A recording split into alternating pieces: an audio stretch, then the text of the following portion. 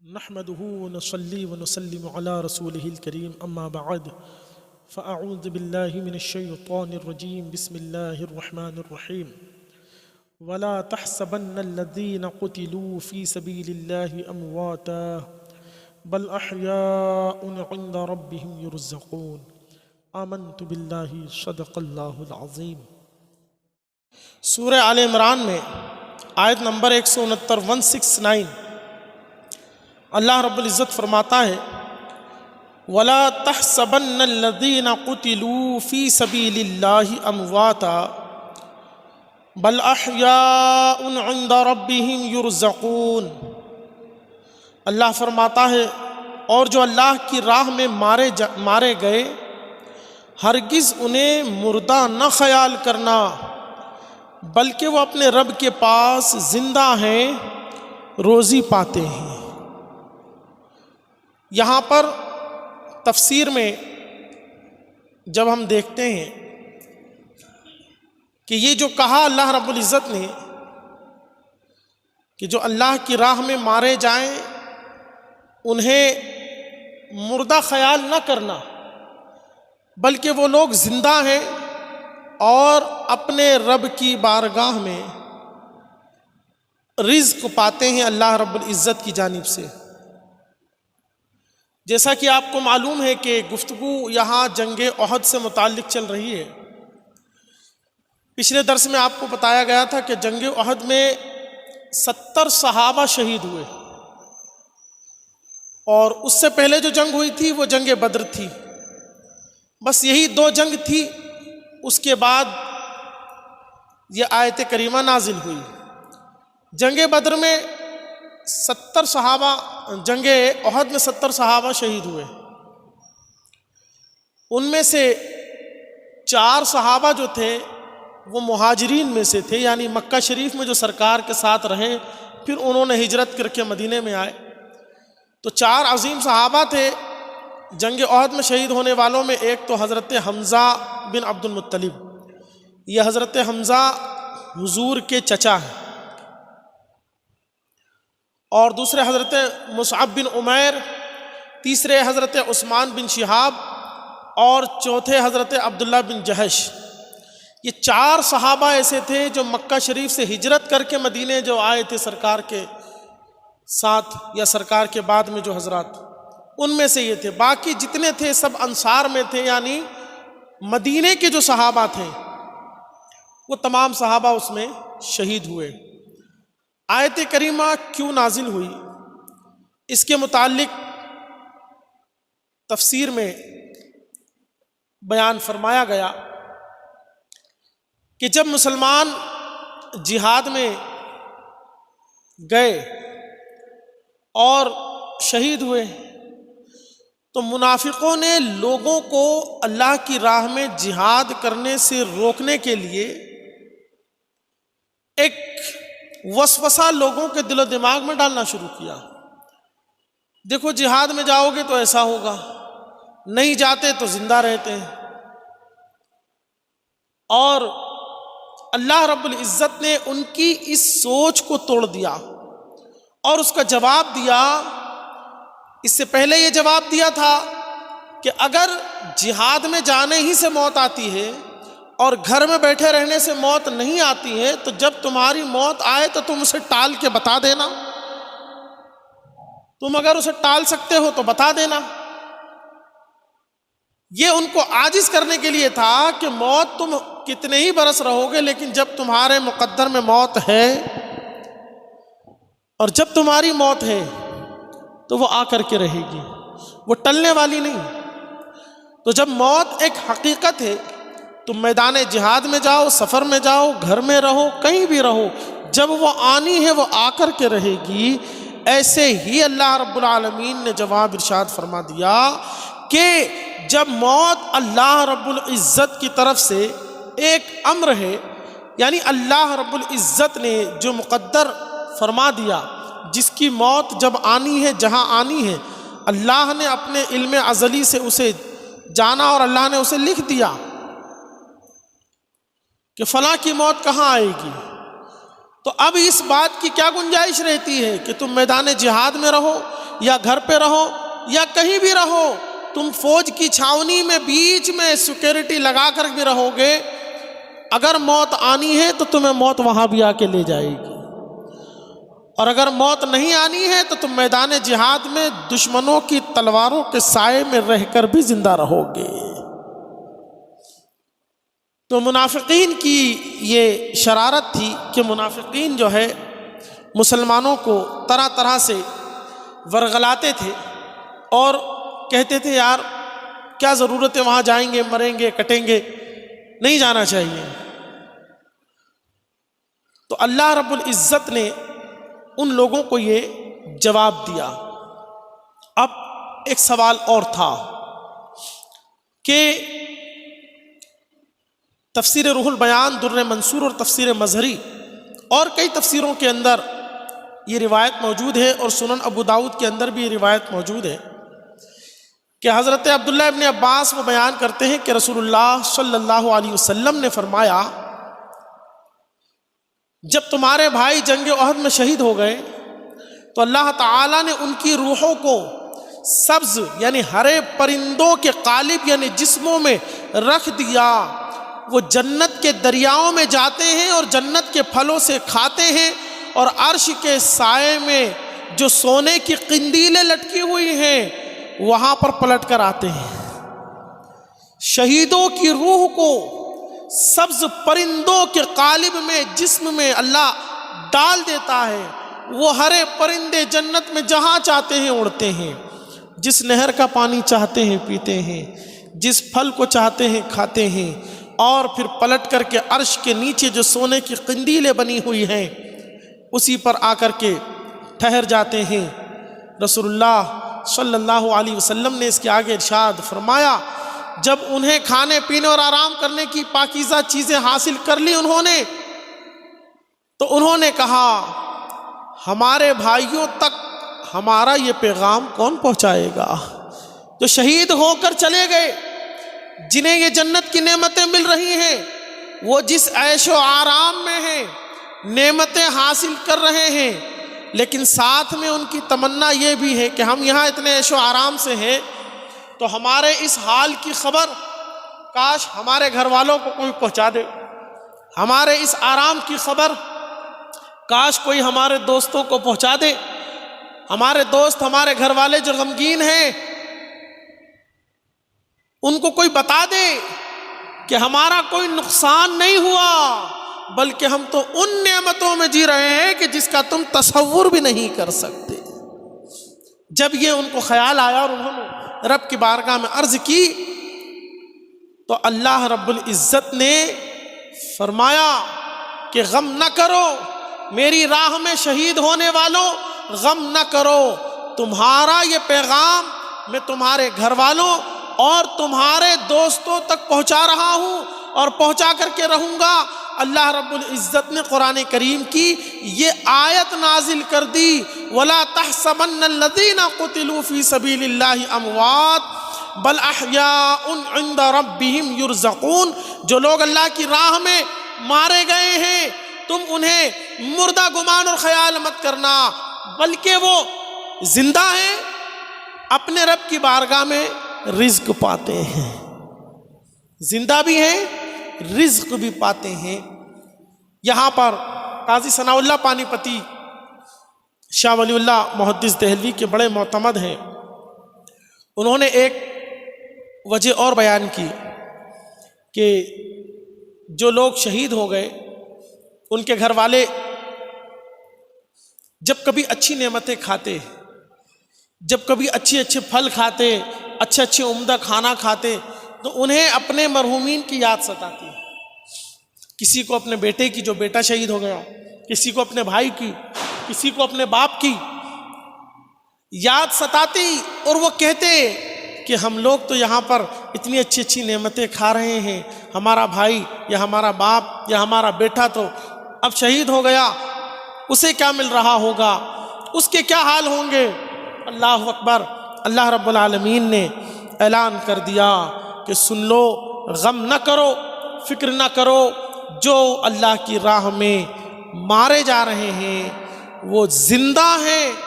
اور اللہ رب العزت کی بارگاہ سے انہیں رزق دیا جا رہا ہے،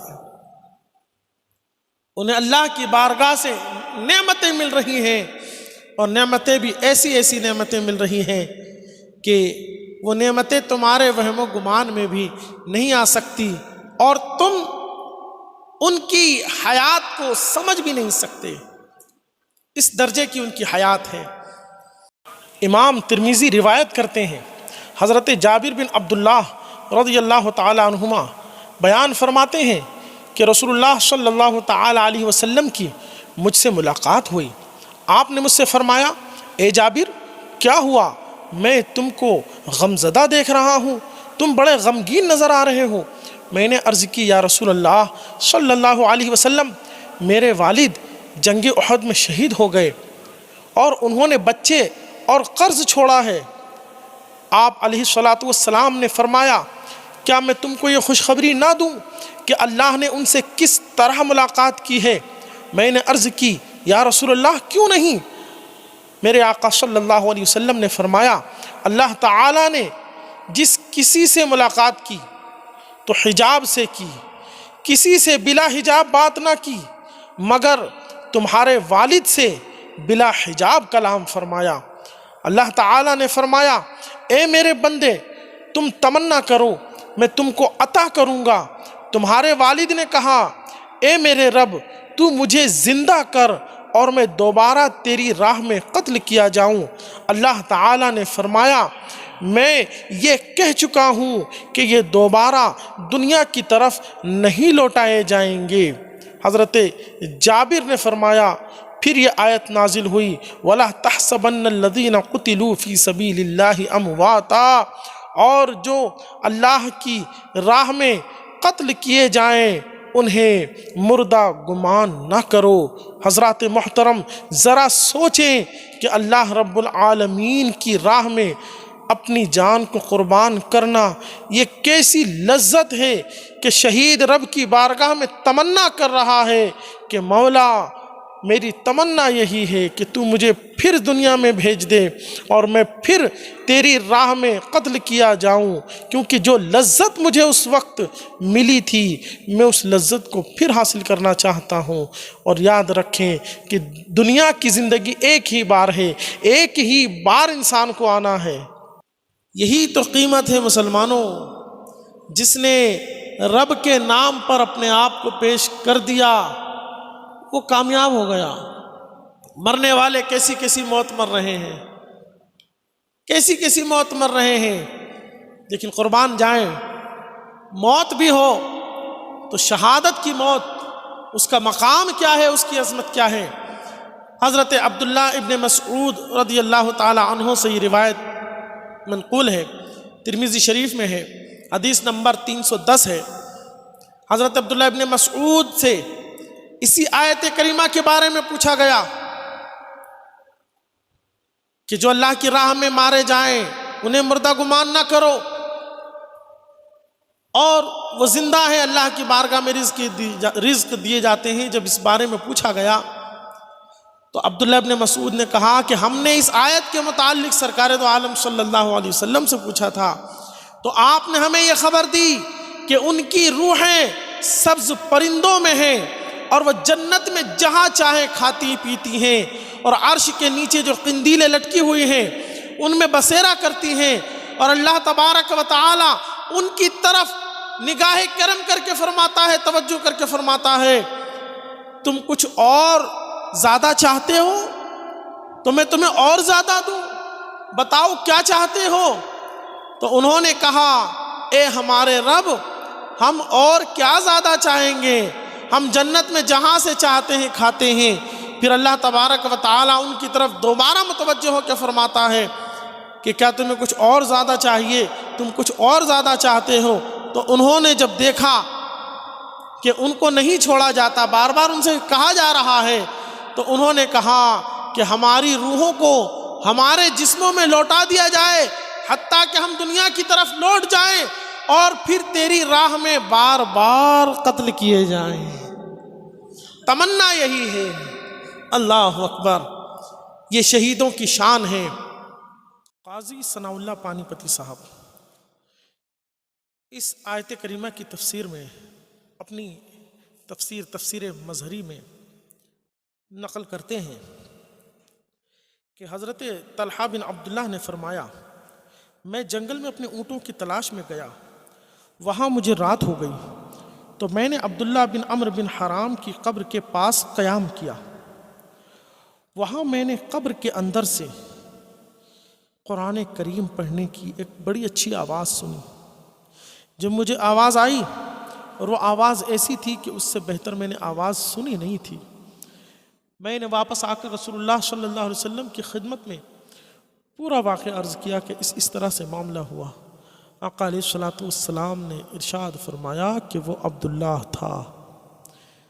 پھر سرکار فرماتے ہیں کیا تم نہیں جانتے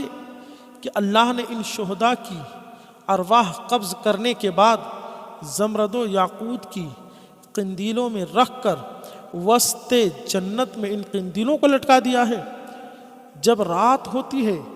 تو ان کی روحیں واپس لوٹا دی جاتی ہیں اور رات بھر ایسی ہی رہتی ہیں، پھر فجر نکلتی ہے تو روحوں کو پھر ان کے اصل مقامات پر واپس کر دیا جاتا ہے۔ قاضی ثناء اللہ پانی پتی لکھتے ہیں اس قول پر شہید کو مرنے کے بعد کی طاعات کا ثواب اور درجے بھی ملتے رہتے ہیں، یعنی اس قول کے اعتبار سے یہ ثابت ہوتا ہے کہ شہید کو اس عالم میں بھی نیکی کرنے پر اجر ملتا ہے اور ان کے درجات بلند ہوتے رہتے ہیں، اور شہید قبر کے اندر گلتا سڑتا نہیں اور نہ اس کو زمین کھاتی ہے، یہ اس کی زندگی کے نشانوں میں ایک نشان ہوتا ہے۔ امام بہقی نے اپنی سندوں سے اور ابن سعد و بہقی نے دوسرے طرق سے اور محمد بن عمرو نے اپنے مشائخ کی سند سے نقل کیا کہ حضرت جابر نے فرمایا کہ جب حضرت امیر معاویہ نے نہر کھودنے کا حکم جاری کر دیا تھا تو ہم اپنے شہداء یعنی شہدائے احد کے مزاروں پر چیختے ہوئے پہنچے اور ان کو باہر نکالا تو دیکھا کہ وہ تر و تازہ ہیں، ان کے ہاتھوں اور پاؤں میں زندوں کی طرح لچک ہے۔ محمد بن عمرو کے مشائخ کا بیان ہے کہ لوگوں نے حضرت جابر کے والد کو ایسی حالت میں پایا کہ ان کا ہاتھ اپنے زخم پر رکھا ہوا تھا، جب ہاتھ زخم سے الگ کیا گیا تو خون ابلنے لگا، مجبوراً ہاتھ کو پھر اس جگہ لوٹا دیا گیا تو خون تھم گیا۔ حضرت جابر کا بیان ہے کہ میں اپنے والد کی قبر پر گیا اور میں نے اپنے والد کو قبر کے اندر دیکھا تو معلوم ہوتا تھا جیسے سو رہے ہیں، اور جس دھاری دار کمبلی میں ان کو کفن دیا گیا تھا وہ کمبلی بھی ویسی ہی تھی، سلامت تھی، حالانکہ اس کو 46 برس گزر چکے تھے۔ ان شہداء میں ایک شخص کی ٹانگ میں زمین کھودتے وقت پھاوڑا لگ گیا تو اس سے خون ابل پڑا۔ مشائخ نے کہا یہ جن کے پیر میں یہ پھاوڑا لگا تھا وہ حضرت حمزہ رسول اللہ صلی اللہ علیہ وسلم کے چچا تھے۔ حضرت ابو سعید خدری نے فرمایا کہ اس کے بعد کوئی منکر حیات شہداء نہیں ہو سکتا، وہ شہداء کی حیات کا انکار نہیں کر سکتا۔ لوگ ان مزاروں کی مٹی کو کھودتے تھے، جب تھوڑی سی ہی مٹی کھودتے تھے تو مشک کی خوشبو مہکنے لگتی تھی۔ امام بغوی نے حضرت عبید بن عمیر کا بیان نقل کیا کہ احد سے واپسی کے وقت رسول اللہ صلی اللہ علیہ وسلم کا گزر حضرت مصعب بن عمیر رضی اللہ تعالی عنہ کے پاس سے ہوا۔ یہ جنگ احد میں شہید ہوئے ہیں، اور جب حضرت مصعب کے پاس سے سرکار گزرے آپ شہید ہو چکے تھے، سرکار آپ کے پاس کھڑے ہو گئے اور ان کے لیے سرکار نے دعا کی۔ پھر سرکار نے یہ آیت کریمہ پڑھی، من المؤمنین رجال صدقوا ما عاہدوا اللہ علیہ۔ پھر فرمایا میں شہادت دیتا ہوں کہ قیامت کے دن یہ سب اللہ کے نزدیک شہید ہوں گے، خبردار ہو جاؤ، متنبہ ہو جاؤ، تم ان کے پاس آیا کرو، ان کی زیارت کیا کرو اور ان کو سلام کہا کرو، قسم ہے اس کی جس کے قبضہ قدرت میں میری جان ہے، قیامت تک جو کوئی ان کو سلام کرے گا وہ ضرور اس کے سلام کرنے والے کا جواب دیں گے، اس سلام کرنے والوں کو جواب دیں گے۔ اللہ اکبر۔ قاضی ثناء اللہ پانی پتی نے اسی تفسیر میں آگے جا کے ارشاد فرمایا، اور حیات شہداء کا مسئلہ سورہ بقرہ کی آیت وَلَا تَقُولُوا لِمَنْ يُقْتَلُ فِي سَبِيلِ اللَّهِ أَمْوَاتٌ اس کی تفسیر کے ضمن میں ہو چکا ہے، یعنی اشارہ یہ دے رہے ہیں کہ ہم نے سورہ بقرہ میں جہاں پر یہ شہیدوں کے متعلق آیت آئی تھی وہاں پر ہم نے مزید تفصیلات بیان کر دی ہیں۔ وہ تفصیل کیا تھی ذرا اسے بھی سماعت کریں۔ قاضی ثناء اللہ پانی پتی لکھتے ہیں ان اللہ تعالی یعطی لارواحہم قوت الاجساد فیذهبون من الارض والسماء والجنہ حیث یشاؤون وینصرون اولیاءہم ویدمرون اعداءہم ان شاء اللہ تعالی ومن اجل ذلك الحیاة لا تأکل الارض اجسادہم ولا اکفانہم، یعنی اللہ تبارک و تعالی ان کی ارواح کو جسم جیسی قوت عطا فرماتا ہے کہ اس کے ذریعے وہ زمین، آسمان، جنت سب جگہ کی سیر کرتے ہیں، اپنے دوستوں کی مدد کرتے ہیں۔ یہ جملہ قابل غور ہے۔ وَيَنْصُرُونَ أَوْلِيَاءَهُمْ اور اپنے دوستوں کی مدد کرتے ہیں۔ وَيُدَمِّرُونَ أَعْدَاءَهُمْ اور اپنے دشمنوں کو ہلاک کرتے ہیں، اور اسی حیات کی وجہ سے زمین ان کے بدن اور کفن کو نہیں کھاتی۔ اور اس کے آگے فرمایا وَقَدْ تَوَاتَرَ عَنْ كَثِيرٍ مِّنَ الْأَوْلِيَاءِ أَنَّهُمْ يَنْصُرُونَ أَوْلِيَاءَهُمْ وَيُدَمِّرُونَ أَعْدَاءَهُمْ، یعنی اولیاء کرام سے تواتر کے ساتھ یہ بات ثابت ہے، یہ خبر تواتر کے ساتھ آئی ہے۔ کیا خبر آئی ہے؟ کہ شہیدوں کا عالم یہ ہے انہم ینصرون اولیاءہم کہ شہداء اپنے پیاروں، اپنے چاہنے والوں، اپنے محبوبوں کی مدد کرتے ہیں اور اپنے دشمنوں کو ہلاک کر دیتے ہیں۔ اللہ اکبر۔ یہ مقام اور یہ مرتبہ شہداء کرام کا ہے جس کو خود وہابی، دیوبندی اور تبلیغی اور غیر مقلدین کے مستند مفسر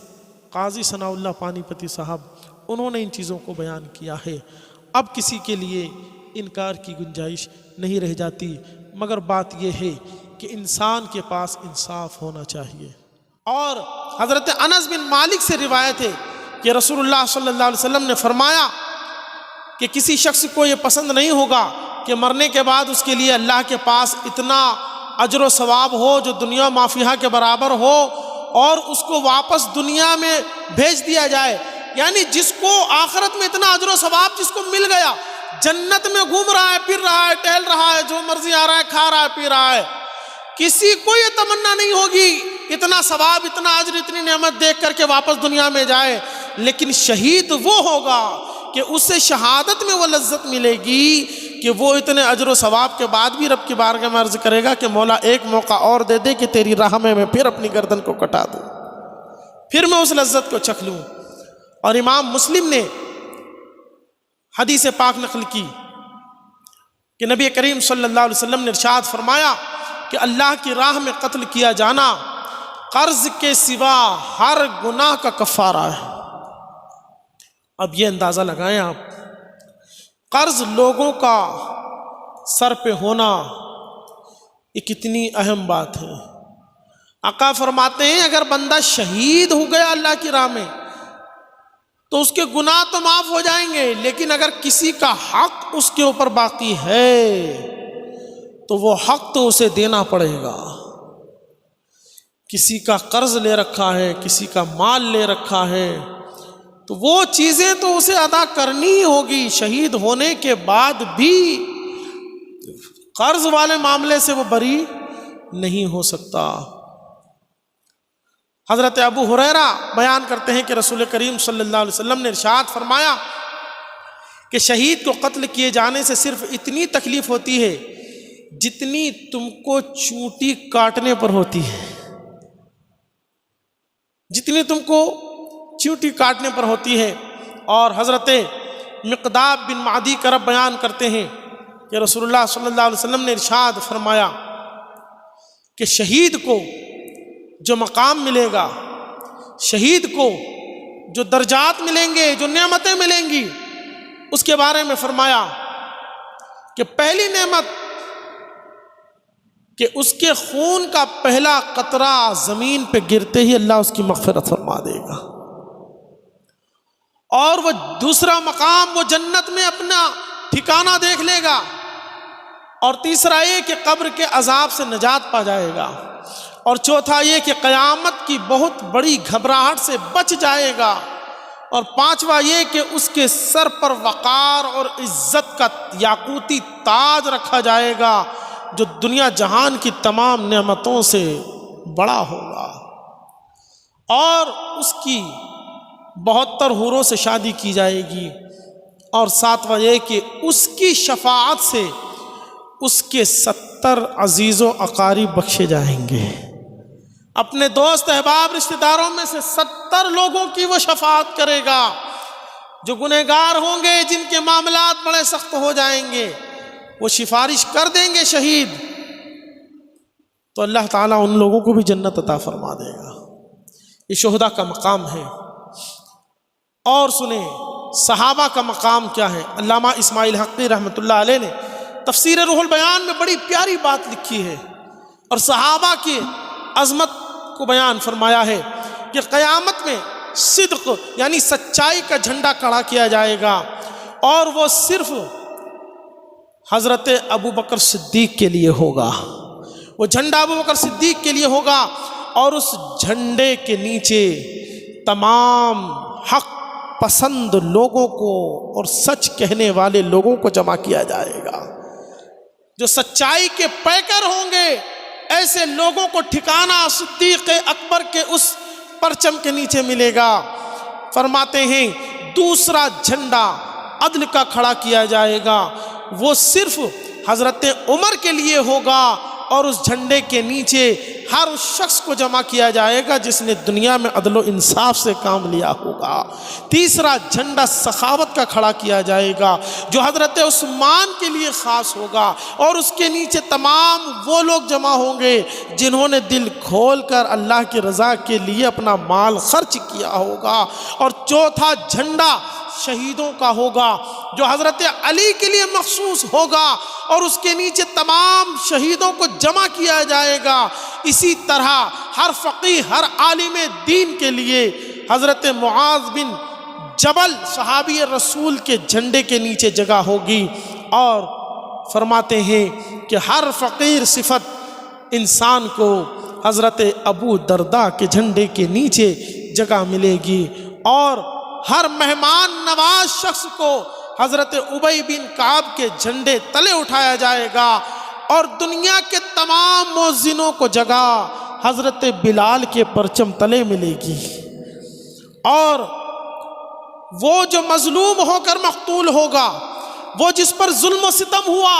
اور پھر اسے قتل کر دیا گیا، ہر ایسے شخص کو حضرت امام حسین کے پرچم تلے جگہ نصیب ہوگی۔ اللہ اکبر۔ تو یہ شان اور یہ مقام شہیدوں کی ہے، شہیدوں کا یہ رتبہ ہے کہ اللہ رب العزت انہیں جنت میں اعلیٰ سے اعلیٰ مقام عطا فرما دیتا ہے، اور اللہ رب العزت نے ان کو ایسا انعام و اکرام عطا فرمایا کہ رہتی دنیا تک دنیا ان پر رشک کرے گی کہ کیا شان ہے۔ موت ہو تو ایسی، موت ہو تو ایسی، بڑے بڑے بادشاہ مرتے ہیں، دنیا ان کے لیے سونے کے ڈولے لے آتی ہے، ایسی چادر اڑائی جائے گی، دنیا میں کتنا ہی ان کو لپیٹ دیا جائے، سونے سے، چاندی سے، یاقوت سے، ہیرے سے، جواہرات سے، قبر پہ کتنے ہی بڑے بڑے پتھر اور شاندار لگا دیے جائیں، کچھ بھی لگا دیے جائیں، اس سے کیا ہوتا ہے؟ انسان کو آرام جو ملے گا رب کی طرف سے ملے گا۔ اگر آپ نیک ہیں، دنیا کچرے کے ڈھیر میں بھی پھینک دے گی، تب بھی اللہ آپ کو نعمتیں عطا فرما دے گا۔ اور اگر اعمال برباد ہیں تو دنیا لاکھ کتنا ہی بڑا مزار بنا ڈالے، سونے کا مزار ہمارا بنا ڈالے، تو یہ دنیا کے لیے اچھا لگے گا نا، وہ قبر والے کو کوئی فائدہ نہیں ہوگا اس کا، اس گنبد کا، اس مینار کا۔ قبر والے کو فائدہ اپنے عمل کا ہوگا، قبر والے کو فائدہ اپنے کردار کا ہوگا۔ فرمایا اللہ رب العزت نے فرحین بما آتاہم اللہ من فضلہ، شاد ہیں یعنی خوش ہیں اس پر جو اللہ نے انہیں اپنے فضل سے دیا۔ یہ جو اللہ کی راہ میں شہید ہوئے ہیں یہ لوگ خوش ہیں کس بات پر؟ جو اللہ نے انہیں انعام عطا فرما دیا۔ وَيَسْتَبْشِرُونَ بِالَّذِينَ لَمْ يَلْحَقُوا بِهِمْ مِنْ خَلْفِهِمْ اللہ خوف علیہم ولا ہم یحزنون، اور خوشیاں منا رہے ہیں اپنے پچھلوں کی جو ابھی ان سے نہ ملے، کہ ان پر نہ کچھ اندیشہ ہے نہ کچھ غم۔ یستبشرون بنعمت من اللہ وفضل وان اللہ لا یضیع اجر المؤمنین، اور خوشیاں مناتے ہیں اللہ کی نعمت اور فضل کی، اور یہ کہ اللہ ضائع نہیں کرتا اجر مسلمانوں کا۔ تو جن لوگوں نے اللہ کی راہ میں کوشش کی اور اپنے رب کی رضا کی خاطر اپنی جان کو اس کی راہ میں قربان کر دیا، اللہ رب العالمین ایسی نعمت عطا فرما دے گا۔ روایت میں آتا ہے کہ قبر میں ہی حال ایسے ہوں گے کہ جن کو زندگی بھر تکلیف، دکھ، یہ وہ سب کچھ اٹھا، اس سے پوچھا جائے گا بتا تیری زندگی کیسی گزری، تو کہے گا بہت تکلیف میں، بہت تکلیف میں، کبھی زندگی میں کوئی لمحہ خوشی کا نہیں ملا، لیکن جنت کا ایک جھونکا، ایک ہوا کا جھونکا اسے جنت کا دیا جائے گا، اور اس سے پوچھا جائے گا بتا تیری زندگی کیسی گزری دنیا میں، تو کہے گا مجھے تو کبھی دنیا میں ایک ذرہ برابر کوئی تکلیف نہیں ہوئی۔ یعنی جنت کا ایک جھونکا ایسا ہوگا کہ انسان ساری تکلیف بھول جائے گا۔ اور یہی حال جہنم کا ہے، وہ دنیا میں بادشاہ بن کر رہے، دنیا پہ حکمرانی کر کے رہے، سب کچھ کیا، اعمال برباد کر لیے، قبر میں جائیں گے، پوچھا جائے گا کیسے زندگی گزاری، بڑے آرام، بڑے سکون، بڑے چین کے ساتھ۔ جہنم کا ایک جھونکا دیا جائے گا، پھر پوچھا جائے گا بتا زندگی کیسی گزری تھی، تو کہے گا کبھی زندگی میں ایک لمحے کو مجھے کوئی سکون نہیں ملا، ایک ذرہ برابر مجھے کبھی کوئی سکون اور خوشی نہیں ملی۔ تو یہ حال ہے، اس لیے نہ دنیا کا آرام حقیقت میں آرام ہے، نہ دنیا کی مصیبت حقیقت میں مصیبت ہے۔ یہ دنیا کا آرام بندہ ایک جہنم کے جھونکے میں بھول جائے گا، اور دنیا کی تکلیف جنت کے ایک جھونکے میں بھول جائے گا۔ تو بندہ ہمیشہ اس بات کی کوشش کرے کہ ہم راہ حق کے مسافر بنے اور جنت کے مسافر بنے۔ دنیا میں ہمیں عیش آرام ملے نہ ملے، اگر مل رہا ہے حلال طریقے سے مل جائے اچھی بات ہے، نیک طریقے سے مل جائے اچھی بات ہے، اسے لے لو، آرام کر لو، سکون لے لو، لیکن حرام طریقے سے، خلاف شرع طریقے سے اگر کوئی سکون تمہارے قریب آ رہا ہے، تمہارے پیر پکڑنا چاہ رہا ہے، تو اسے ٹھکرا دو، اسے ٹھکرا دو، اس لیے کہ وہ دنیا کا تھوڑا سا چین اگر ہم نے لے لیا آخرت برباد ہو جائے گی۔ تو اللہ تعالی ہم سب کو